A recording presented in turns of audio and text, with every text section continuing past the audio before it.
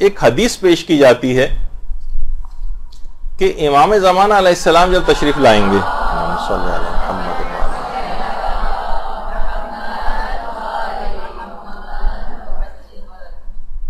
تو وہ فقہا سے انتقام لیں گے.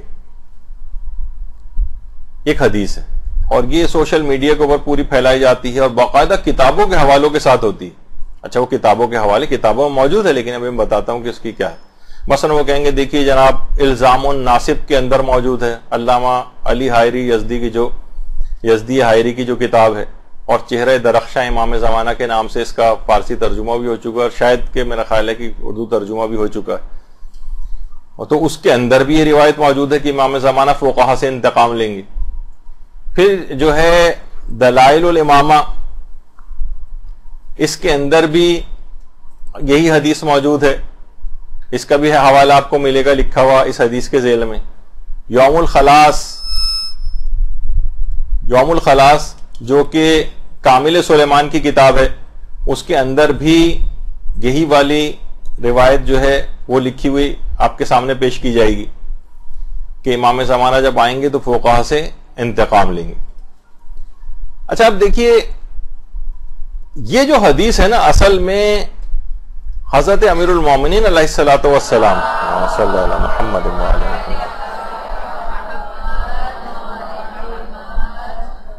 ان سے منسوب ایک خطبہ ہے جس کا نام ہے خطبۃ البیان. خطبۃ البیان امیر المومنین سے منسوب خطبہ ہے جو غالی حضرات بہت زیادہ ابھی میں آپ اس کے مندرجات آپ کو بتاتا ہوں کہ بہت زیادہ پیش کیا جاتا ہے. یہ دیکھیے امیر المومنین نے مثلا یہ جملے اس کے اندر ارشاد فرمائے. اس خطبے کا یہ ٹکڑا ہے کہ حضرت امیر المومنین سے جو منسوب ہے کہ اذا خرج القائم ينتقم من اہل الفتوى فی الدین لما لا يعلمون.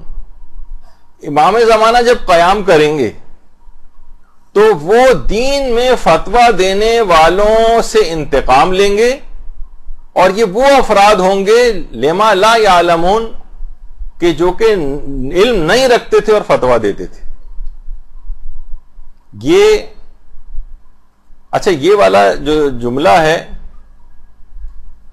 یہ اس طور پر بھی پیش کیا جاتا ہے لیکن اصلاً یہ امیر المومنین کے کلمات ہیں یعنی ان سے منسوب کہ جو خطبہ البیان ہے اس کا ایک ٹکڑا ہے. اچھا پھر امام نے آگے بھی فرمایا کہ وائے ہو ان پر اور ان کے ماننے والوں پر کیا دین ناقص ہے جسے یہ لوگ کامل کرتے ہیں یا اس میں کوئی کجی ہے ناانصافی جسے یہ لوگ درست کریں گے. تو یہ خطبہ حضرت امیر المومنین سے منسوب ہے اور اس کے 3 ورژنز ہیں اس خطبے کے. دیکھیے ذرا آپ کو تھوڑا سا سمجھنا پڑے گا. یہ بہت زیادہ آپ کے گھروں کے اندر بھی یہ چیز آہستہ آہستہ آئے گی. بہت سی خواتین ذاکرات بھی اس خطبے کے مندرجات کو پڑھتی ہیں تو آج اس کے متعلق بھی یہ چیز آپ کی حل ہو جائے تو آپ کے لیے آئندہ سہولت ہو جائے گی. 3 ورژنز ہیں اس خطبے کے یعنی 3 نسخے ہیں 3 متون ہیں یا متن پائے جاتے ہیں. اچھا یہ 3 طریقوں سے نقل ہوا ہے. 2 کا تو مصدر پتہ ہی نہیں ہے کہ یہ آیا کہاں سے اور ایک جو ہے وہ اہل سنت کے کالم محمد ابن طلحہ شافعی یعنی سنی ماخذ ہے اس کا جو کہ کسی بھی طور پر استناد کے قابل نہیں. یعنی 3 طرح سے یہ خطبہ نقل ہوا ہے. تینوں کی سند ثابت نہیں.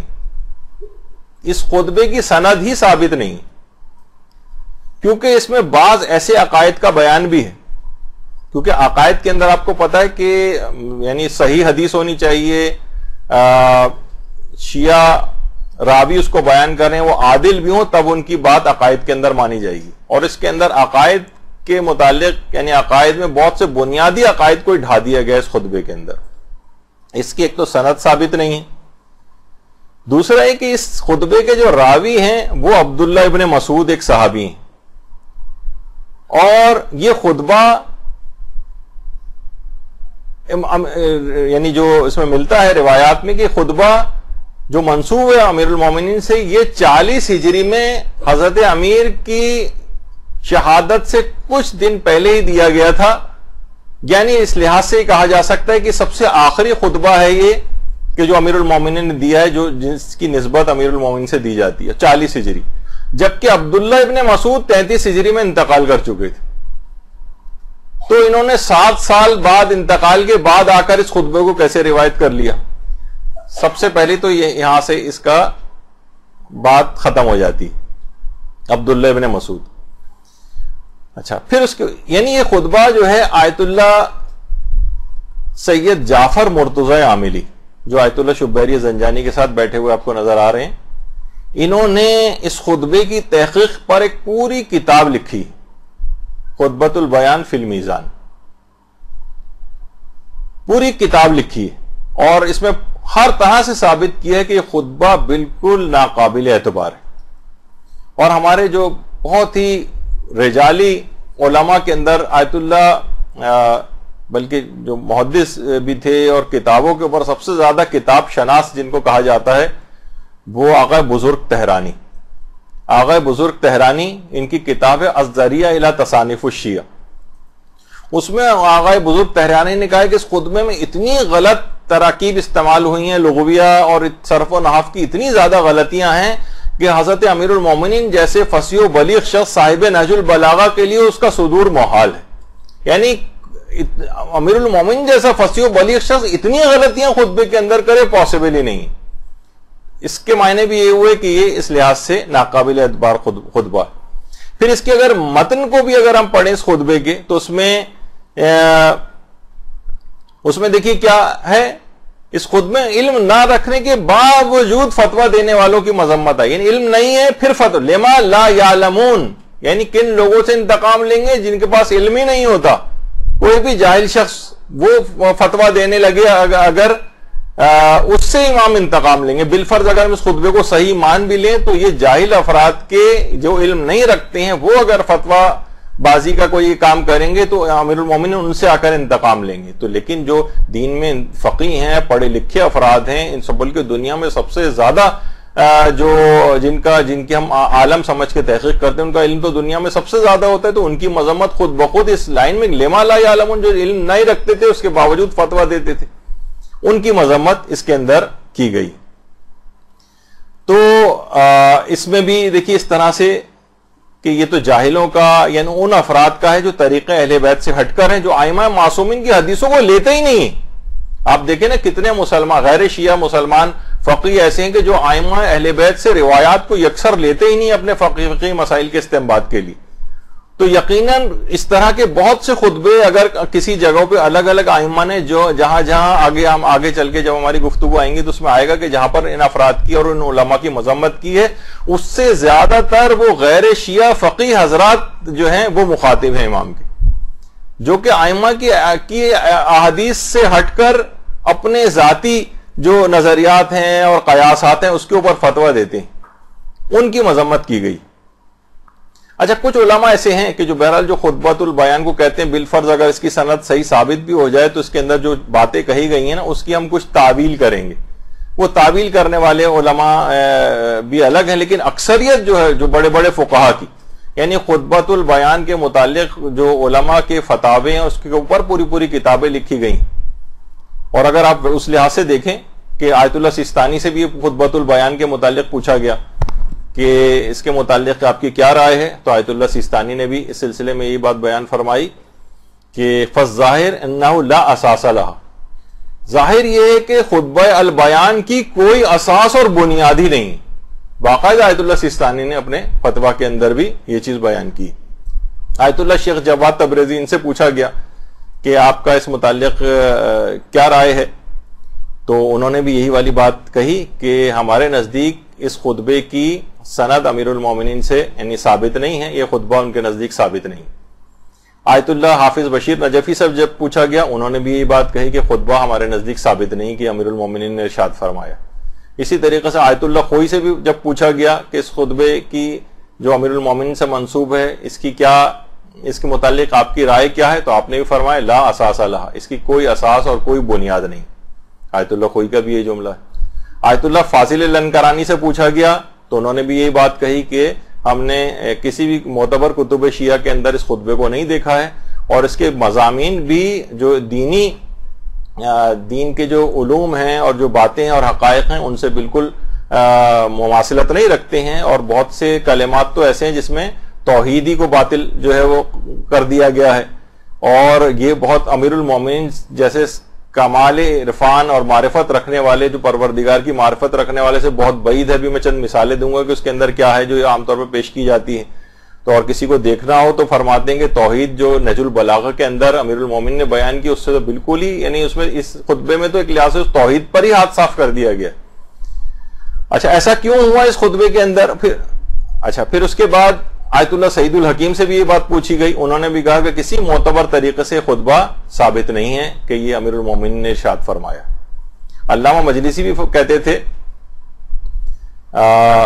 کہ یہ خطبہ اور اس طرح کے جو اور خطبات ہیں غلات کی کتابوں کے اندر، غالیوں کی کتابوں وغیرہ کے اندر یا اس طرح کے افراد کی جو کتابیں ان کے اندر جو ہے وہ پایا گیا ہے.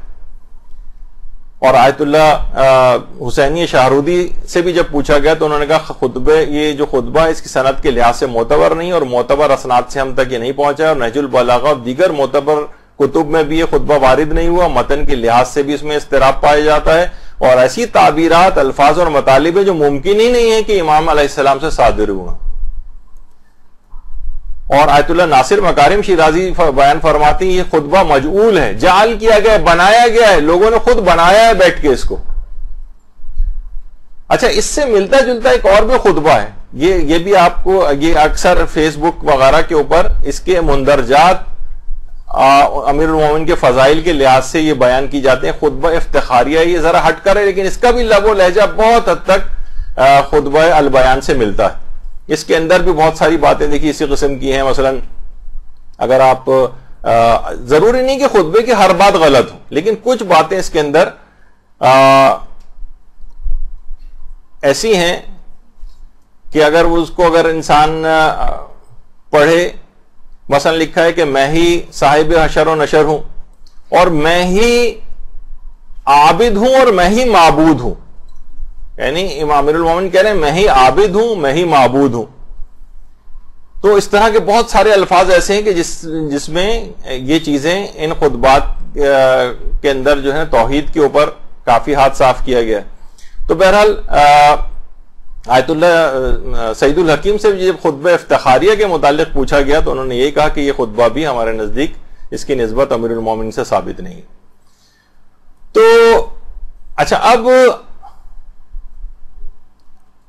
یہ جو خطبہ ہے الزام الناصب کے اندر اس کے 3 ورژن ہیں، جس میں ہم نے کہا کہ اس میں حضرت عبداللہ ابن مسعود کی بات آئی ہے کہ تو خلافت ہے. یہ خطبہ امیر المومنین نے ایک روایت میں کہ بصرہ میں ارشاد فرمایا ہے، اور ابن مسعود جو تھے عبداللہ ابن مسعود یہ تو بہت پہلے، کیونکہ عبداللہ ابن مسعود کا جملہ یہ ہے کہ جب امیر المومنین کو خلافت ملی تو آپ بصرے میں تشریف لائے اور جامع مسجد میں ممبر پر انہوں نے خطبہ دیا، اور ایسا خطبہ امیر المومنین نے ارشاد فرمایا کہ عقل و افکار پر حیرتوں کے پہاڑ ٹوٹ پڑے.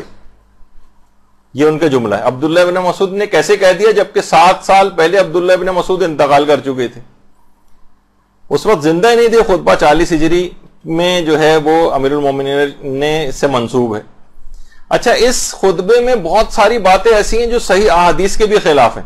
مثلا اس کے اندر ایک چیز ہے کہ حضرت عیسیٰ مدینے میں امام زمانہ کی تدفین کریں گے، جبکہ امام زمانہ کے انتقال یا مثلا شہادت کے بعد ہمارے ہاں صحیح روایات سے بات ثابت ہے کہ تدفین کے لیے امام حسین علیہ السلام کی رجعت ہوگی، اور وہ خود اللہم صلی علی محمد و علی محمد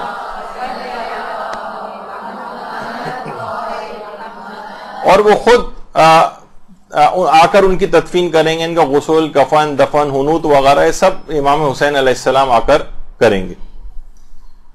تو اس لحاظ سے بھی یہ اس کے اندر جو مندرجات ہیں کہ حضرت عیسیٰ مدینے میں امام زمانہ کی تدفین کریں گے، تو یہ ان تمام روایت سے ٹکرانے والی بات ہے کہ جو کہ اس سے بھی پتہ چلتا ہے کہ یہ بات ایسے ہی اس کے اندر داخل کی گئی. پھر ایک جگہ پہ خود امیر المومنین نے خطبے میں کہا کہ میں ہی انجیل ہوں، یعنی یہ بھی نہ سمجھ میں آنے والی بات ہے. اور کچھ شخصیات ایسی ہیں جو الزام الناصب کے اندر باقاعدہ اس خطبے کے اندر ان شخصیات کا تذکرہ ہے. مثلا حضرت سلمان فارسی کا تذکرہ جملہ ہے اس خطبے کا کہ پھر امیر المومنین سلمان فارسی کی طرف متوجہ ہوئے. اچھا اب خود سلمان فارسی کی وفات 34 ہجری میں ہو چکی، اور خود یعنی 6 سال پہلے اس خطبے سے تو یہ کیسے ممکن ہے کہ 40 ہجری میں امیر المومنین نے خطبہ دیا، اس وقت سلمان فارسی بھی موجود تھے؟ اس کا مطلب ہے یہ بھی ایک جھوٹی بات اس کے اندر آ گئی۔ پھر اسی طریقے سے حضرت مقداد کے متعلق ہے کہ حضرت مقداد نے کھڑے ہو کر کہا کہ مولا میں قسم کھاتا ہوں، تو ان کی وفات بھی 33 ہجری میں حضرت مقداد کی تمام مورخین متفق ہیں کہ مقداد 33 ہجری میں دنیا سے جا چکے تھے۔ تو یہ انہوں نے آ کر، اچھا قسم بھی کیا کھائی انہوں نے؟ مقداد نے کہا کہ امیر المومنین میں آپ کے سامنے ہیکل عاصم کی قسم کھاتا ہوں، ہیکل سلیمانی۔ ہیکل سلیمانی یہودیوں کے ایک مقدس، یہودیوں کے مقدسات میں ہے۔ یعنی کیسے ممکن ہے کہ یہودیوں کے مقدسات والی چیز وہ مقداد جو ہیں وہ امیر المومنین کے سامنے یہودیوں کے مقدسات کی قسم کھائیں اور امیر المومنین خاموش رہیں؟ دیکھیے آپ نے ایک چیز سنی ہوگی، اب معلوم نہیں سنی ہے یا نہیں، تابوت سکینہ۔ اچھا تابوت سکینہ ایک سمجھے ایک لحاظ سے ایک باکس تھا، یعنی جو ایک عمومی تاریخ ہے اس کی کہ حضرت آدم کو وہ دیا گیا تھا، حضرت آدم سے چلتا ہوا وہ حضرت داؤد تک آیا تھا۔ حضرت داؤد کے پاس جب آیا تھا تو اس کے اندر عصائے موسیٰ وہ موجود تھا، اسی کے اندر توریت موجود تھی، اور کوہ سینا پر حضرت موسیٰ کو جو تختیاں دی گئی تھیں وہ بھی اس تابوت سکینہ کے اندر موجود تھیں، اور وہ برتن بھی موجود تھا جس سے من و سلوہ اترا کرتا تھا اس تابوت کے اندر۔ اچھا اس تابوت سکینہ کو یہودی قبلے کے طور پر بھی استعمال کرتے تھے، قبلے کے طور پر۔ اچھا اس تابوت سکینہ کی حفاظت کے لیے اس پر حضرت داؤد نے ایک مضبوط عمارت جو ہے وہ تعمیر کروائی، اور یہ عمارت اس کے بعد حضرت سلیمان کے دور میں مکمل ہوئی۔ اس عمارت کا نام ہیکل سلیمانی یا ہیکل سلیمان مشہور ہے۔ اچھا پھر تاریخ میں ہے کہ جو اس تابوت کے اوپر جو عمارت بنائی گئی تھی وہ ہیکل سلیمانی تھی۔ پھر اہل بابل نے جب حملہ کیا تھا، اہل بابل کی ایک تہذیب، چھوڑو بابل کا گھر والا وہ دماغ میں آ رہا ہوگا آپ کے، لیکن یہ وہ والا نہیں ہے، بابل کی جو ہے ایک تہذیب تھی اس زمانے میں۔ اہل بابل نے جب حملہ کیا تھا یہاں پر تو اس تابوت سکینہ کو یا اس کو اپنے ساتھ لے گئے تھے، یہ آسمان پر اٹھا لیا گیا تھا۔ اچھا یہودی ابھی بھی یہ دعویٰ کرتے ہیں کہ مسجد اقصی جس جگہ پر ہے وہیں پر ہی ان کی عبادت گاہ تھی یا معبد تھا، اور وہ چاہتے ہیں کہ اس مسجد کو ڈھا کر، مسجد اقصی کو ڈھا کر یہاں پر ہیکل سلیمان کو دوبارہ تعمیر کیا جائے۔ اسرائیلیوں کا جو مین اس وقت وہ ہے نا، جس کے لیے وہ اتنے مظالم کر رہے ہیں، یعنی ان کا پوائنٹ آف ویو ہے، میں اس لحاظ سے بات بتا رہا ہوں، وہ غلط ہے ان کی یہ باتیں، لیکن وہ چاہتے ہیں کہ اسی جگہ، وہ کہتے ہیں کہ اسی جگہ پر ہمارا معبد تھا، ابتدائی طور پر مسجد اقصی اس کے بعد میں بنائی گئی، تو اس لحاظ سے ہمارا ہی اس کے اوپر حق ہے، اور ہم اس جگہ پر ہیکل سلیمان کو جو ہے وہ دوبارہ تعمیر کریں گے۔ تو ہیکل سلیمان یہودیوں کے مقدسات تھے، یعنی یہ کیسے ممکن ہے کہ مقداد جو امیر المومنین کے سامنے ہیکل سلیمان کی قسم کھائیں اور امیر المومنین خاموش رہیں؟ اچھا ایک تو یہ بات ہو گئی اس پہ، یعنی یہ ممکن ہی نہیں ہے۔ ابھی میں آگے چل کے اس میں ذکر کروں گا کہ آگے چل کے ذکر کرتے ہیں، اس کو چھوڑی۔ تو اس خطبے میں آگے کیا فرمایا کہ امام زمانہ آ کر قیاس کو مضبوط کریں گے، جبکہ بالکل غلط ہے۔ امام زمانہ آئیں گے تو کسی قیاس کی کوئی ضرورت ہی نہیں ہوگی، بلکہ امام زمانہ قیاسات کو سب کو ڈھا دیں گے، اور ایک یقینی اور ایک بات کو جو ہے وہ لوگوں کے سامنے پیش کریں گے۔ خود ایک بہت عجیب و غریب بات ہے کہ امام زمانہ قیاس کو آ کر مضبوط کریں، جس کی خود اتنی زیادہ مذمت کی گئی۔ پھر اس خطبے کے اندر بے تحاشا غلو پایا جاتا ہے۔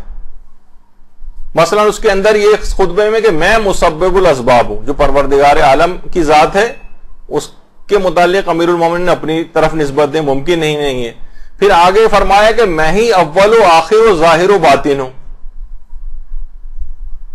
اور پھر آگے اس سے یہ فرمایا میں ہی شاخوں پر پتوں کو اگاتا ہوں۔ پھر آگے فرمایا کہ میں ہی موسیٰ کا عصا ہوں، یعنی نہ سمجھ میں آنے والی بہت سی باتیں ہیں۔ اور یہ بھی کہا کہ میں ہی آدم اول ہوں، میں ہی نوح اول ہوں، میں ہی بادلوں کو پیدا کرنے والا ہوں، اور پھر فرمایا کہ میں ہی زمین کو بچھانے والا ہوں، میں ہی آسمانوں کو بلند کرنے والا ہوں، میں ہی مومنین کو قبور سے نکالنے والا ہوں. یہ امیر المومنین کے جملے آپ دیکھ رہی ہیں. میں نے ہی سورج کو روشن کیا ہے، میں نے ہی ستاروں کو پیدا کیا ہے، میں ہی قیامت برپا کروں گا، اور میں ہی ارحام میں صورتیں بناتا ہوں، یعنی ماؤں کے پیٹ میں بچوں کی صورتیں وہ بھی میں بناتا ہوں. تو میں ہی غفور و رحیم ہوں، میں ہی عصائے موسیٰ ہوں، میں نے ہی انبیاء اور مرسلین کو مبعوث کیا ہے. یا بے تحاشا اس کے اوپر دیکھیں گے سوشل میڈیا کے اوپر خطبہ البیان کے بہت سارے مندرجات اور خطبہ افتخاریہ کے، وہ آپ کے سامنے ابھی جن کے متعلق آپ نے تمام علماء کے بیانات سنے کہ بالکل بے اساس خطبہ ہے، اور اس کے اندر جتنی باتیں اس طرح کی ہیں، اور بہت سی اس طرح کی بھی چیزیں یہ ہیں کہ میں ہی یہ بھی دیکھیں سوشل میڈیا کی ایک پوسٹ ہے، میں ہی سجدوں کا در ہوں، یعنی میری در پہ ہی جو لوگ آ کر سجدہ کریں. اور بہت سے جملے ایسے ہیں کہ عربی کے ساتھ ساتھ فارسی بھی مکس ہو گئی ہے کہ انا کیوان الامکان، میں ہی عالم ممکنات کا ذہول ہوں، یعنی اس میں فارسی بھی آ گئی ہے. اسی طریقے سے مثلا علماء فرماتے ہیں اس خطبے میں 20 عربی قواعد کی غلطیاں، 20. اچھا، اس میں 3 خطبے ہیں، پہلا خطبہ البیان، دوسرا خطبہ البیان، تیسرا خطبہ البیان. ایک ہی خطبہ ہے لیکن 3 الگ الگ طریقوں سے. یقیناً خطبہ ایک ہی دیا گیا ہے لیکن تینوں خطبوں کے الفاظ ایک دوسرے سے کافی حد تک الگ الگ بھی ہیں. اس کا مطلب ہے کہ کوئی سا ایک خطبہ صحیح ہے تو 2 خطبے غلط ہیں، تو تینوں میں کون سا والا صحیح ہے یہ آپ پھر بیان، تو اس کا مطلب ہے تینوں ہی اس لحاظ سے مشکوک بھی ہو جاتے ہیں متن کے اعتبار سے بھی. اچھا، پھر یہ خطبہ دیا کیا کہاں گیا؟ کہیں یہ کہ خطبہ بصرہ میں دیا گیا، کہیں پر ہے کہ کوفے کے منبر پہ آپ نے ارشاد فرمایا، یعنی یہ اس کے اندر بھی اتنی زیادہ شکوک و شبہات ہیں. تو اب علماء یہ فرماتے ہیں کہ یہ لگتا یہ کہ خطبہ بالفرض اگر دیا بھی گیا تھا نا تو یہ غالیوں کے حد چڑھ گیا، اور غالیوں نے اس کے اندر غالیانہ عقائد داخل کر دی. یہ پہلے بہت ہوتا تھا کہ لوگ امیر المومنین کے نام، آج بھی آپ نے دیکھا کہ سب سے زیادہ خود ہمارے برادران اہل سنت بھی کہتے ہیں، باقاعدہ ٹی وی کے اوپر انہوں نے آ کے کہا کہ ہر کوئی بھی بات بہت آسانی کے ساتھ حضرت علی علیہ السلام سے منسوب کر دی جاتی. آپ دیکھیں سوشل میڈیا اور واٹس ایپ اور فلاں اور میسیجز، کوئی بھی کسی کوئی فلسفی کا بھی قول ہے، نیچے حضرت علی نے فرمایا لکھا ہوتا ہے مثلا، یا اوپر لکھا ہوتا ہے اس کے. تو یعنی بہت آسانی کے ساتھ کہ لوگ بڑے آرام سے امیر المومنین کی بات، ان کا نام دیکھ کر اس چیز کو ایکسپٹ کر لیں گے. تو جھوٹ بہت زیادہ ان سے منسوب کیا گیا، اور یہ پہلے بھی ہوتا تھا.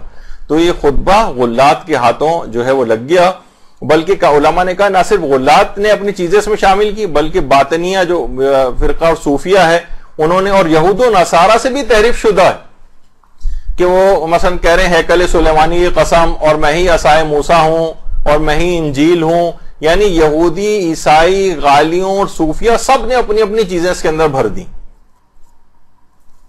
تو اس لحاظ سے یہ آپ نے دیکھا کہ یہ جو ایک خطبہ ہے یہ سند اور متن دونوں کے اعتبار سے خطبہ بالکل بے اعتبار ہے. اس طرح کی بہت سی پوسٹیں بھی آپ کے پاس ہیں. اسی خطبے میں سے وہ والی لائن نکالی جاتی کہ امیر المومنین ان فتوی دین میں فتویٰ دینے والوں سے انتقام لیں گے کہ جنہوں نے علم کے بغیر فتویٰ دیا. تو اگر لفظ بھی اس میں الفاظ بھی اگر پڑھ لیں تو اس کے اندر بھی واضح طور پر یہ ہے کہ جو علم نہیں رکھتے وہ ان سے امیر المومنین انتقام لیں گے، نہ کہ علم رکھنے والوں سے. اور دوسرا سند اور متن کے اعتبار سے بھی آپ نے دیکھا کہ ہر لحاظ سے یہ خطبہ جعلی طور پر، تو اس کے اندر علماء اور فقہا کے خلاف بھی چیزیں ڈال دی گئی ہیں تاکہ لوگ اپنے علماء اور فقہا سے بھی جو ہے وہ بدظن ہو جائیں. تو یہ اس لحاظ سے خطبہ البیان کی بات یا خطبہ افتخاریہ وغیرہ کی. اچھا، کچھ چیزیں اس میں اچھی بھی ہیں، تو بہت سے علماء کا یہ بھی نظریہ کہ ظاہر ہے بہت سی چیزیں مثلا اچھی بیان ہوئی ہیں تو اچھی والی چیزوں کو وہ تو پہلے سے ثابت شدہ ہے، لیکن جہاں یہ چیز آ گئی جس نے پورا خلط ملط ہو گئی اس کے اندر آ کر، تو ان جو عقائد اسلامی سے ٹکرانے والی چیزیں ہیں ان سب کو آپ چھوڑ دیں گے، اور بہتر ہے کہ اس پورے خطبے ہی کو ناقابل اعتبار سمجھیں گے. برحمتك يا أرحم الراحمين وصلى الله على محمد وآله الطاهرين.